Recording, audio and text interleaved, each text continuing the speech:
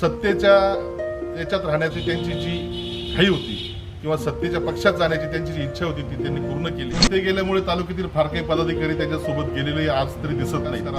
हे दोघं जुने मित्रच होते, आता ते सत्तेच्या पक्षात एकत्र बसतील आणि त्या माध्यमातून त्यांनी चाळीसगावमध्ये विविध प्रकारचे प्रकल्प आणावेत, एमआयडीसीत उद्योग आणावा, त्या तालुक्यात लढा उभारला आहे। त्यामध्ये राष्ट्रीय शिक्षण प्रसारक मंडळाच्या सभासद नोंदणीच्या प्रक्रियेमध्ये आम्ही सर्वपक्षीय नात्याने एकत्र आलेलो आहोत, त्यामध्ये कुठल्याही प्रकारचं राजकारण नाही। काय सांगाल, खरं तर महाविकास आघाडीचे घटक पक्ष म्हणून उबाटा गटाचे जे नेते होते उमेश पाटील यांनी पक्षांतर केलेली आहे, तर शिंदे सेनेमध्ये ते प्रवेश केलेले आहेत, काय एकंदरीत आपलं प्रतिक्रिया आहे? तो त्यांचा व्यक्तिगत निर्णय असून त्यांनी जो प्रवेश घेतलेला आहे त्याचा महाविकास आघाडीला कुठल्याही प्रकारचा त्याचा परिणाम होणार नाही। आणि मुळात जर कधी सत्तेच्या पक्षात त्यांना जायचं होतं ते गेलेले आहेत। आज माजी खासदार आणि आमदार दोघं सत्तेच्या पक्षामध्ये आहेत, त्यांनी त्या माध्यमातून आता चाळीसगाव तालुक्याचा विकास करावा। हे दोघं जुने मित्रच होते, आता ते सत्तेच्या पक्षात एकत्र बसतील आणि त्या माध्यमातून त्यांनी चाळीसगावमध्ये विविध प्रकारचे प्रकल्प आणावेत, एमआयडीसीत उद्योग आणावा, चाळीसगाव तालुक्यात सिंचनाचे प्रकल्प सोडवावे, शहरासाठी काही भरीव या ठिकाणी उपक्रम राबवावे। गेल्यामुळे कुठेतरी महाविकास आघाडीवरती याचा परिणाम जाणवेल? नाही, तसं काही नाही। ते गेले त्यानंतर बरेचसे जे शिवसैनिक उबाटा गटाचे होते त्यांनी पक्ष सोडला नाही किंवा ते गेल्यामुळे तालुक्यातील फार काही पदाधिकारी त्यांच्यासोबत गेलेले आज तरी दिसत नाहीत। आणि महाविकास आघाडी ही अतिशय मजबूत आहे। चाळीसगाव तालुक्यामध्ये राष्ट्रवादी काँग्रेस पार्टीचं या ठिकाणी केडर पूर्वीपासून स्वर्गीय राजूदादा देशमुख यांच्या माध्यमातून जी संघटना या ठिकाणी तालुक्यात मजबूत आहे, त्यामुळे महाविकास आघाडीला कुठल्या प्रकारचा त्या ठिकाणी परिणाम होणार नाही। खरं तर लोकसभेच्या तोंडावरती उमेश पाटील यांनी उबाटा गटांमध्ये प्रवेश घेतला होता आणि अवघे 15 ते 16 महिने होत नाही, तर आता पुन्हा त्या ठिकाणी त्यांनी शिंदे सेनेमध्ये प्रवेश घेतलेला आहे। खूप घाई केली असं वाटत नाही का? कसं आहे बघा, उमेशदादा पाटील यांना आम्ही विरोधकाच्या भूमिकेत बघितलं आहे, त्यानंतर ते महाविकास आघाडीमध्ये आले त्यावेळेस आम्ही त्यांच्यासोबत देखील काम केलं आहे। पक्षाचं काम करत असताना जर थोडंफार कुठेतरी अन्याय होत असेल, हा त्यांच्या आयुष्यात घडलेला व्यक्तिगत प्रसंग आहे, त्यांनी घाई केली असं संपूर्ण तालुक्याला वाटतं देखील।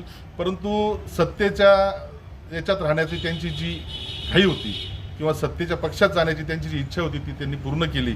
आता येत्या काळात बघू त्यांना किती त्यामध्ये यश येतं, येत्या काळात दिसेल। म्हणजे एक मिटिंग देखील घेतलेली आहे, येत्या काळामध्ये आम्ही संपूर्ण कार्यकारिणीचं नूतनीकरण करून चाळीसगाव तालुक्यात पुन्हा एकदा संघटन त्या ठिकाणी मजबूत करणार आहोत आणि येत्या काळात विरोधकाची जी भूमिका या ठिकाणी आम्हाला निभवायची आहे त्या भूमिकेतून आम्ही काम करत राहू।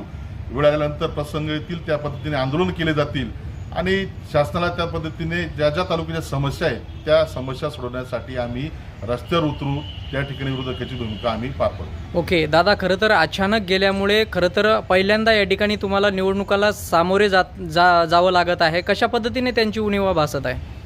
खरोखर दादा गेल्यानंतर पक्षाची फार मोठी हानी झाली आणि कार्यकर्ते खरोखर हतबल झाले होते, परंतु पद्मजाताई देशमुख, अभिषेक दादा यांनी कार्यकर्त्यांना सावरलं।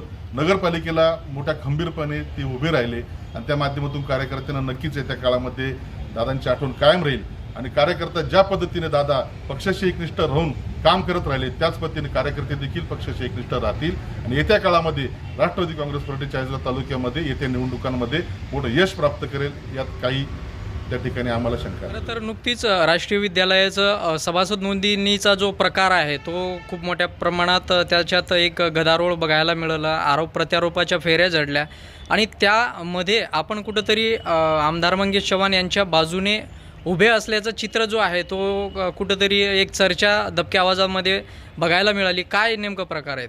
मुळात राष्ट्रीय शिक्षण प्रसारक मंडळाच्या सभासद नोंदणीचा विषय आम्ही सुरुवातीलाच त्या ठिकाणी हाताळला होता आणि मग सर्वपक्षीयांनी एकत्र यावे अशी एक त्या ठिकाणी भूमिका मांडण्यात आली आणि सर्वपक्षीय जेव्हा जेव्हा येण्याची गरज या तालुक्यात पडते, आम्ही अनेक प्रसंगांमध्ये सर्वपक्षीय एकत्र येऊन तालुक्यात लढा उभारला आहे। त्यामध्ये राष्ट्रीय शिक्षण प्रसारक मंडळाच्या सभासद नोंदणीच्या प्रक्रियेमध्ये आम्ही सर्वपक्षीय नात्याने एकत्र आलेलो आहोत, त्यामध्ये कुठल्याही प्रकारचं राजकारण नाही।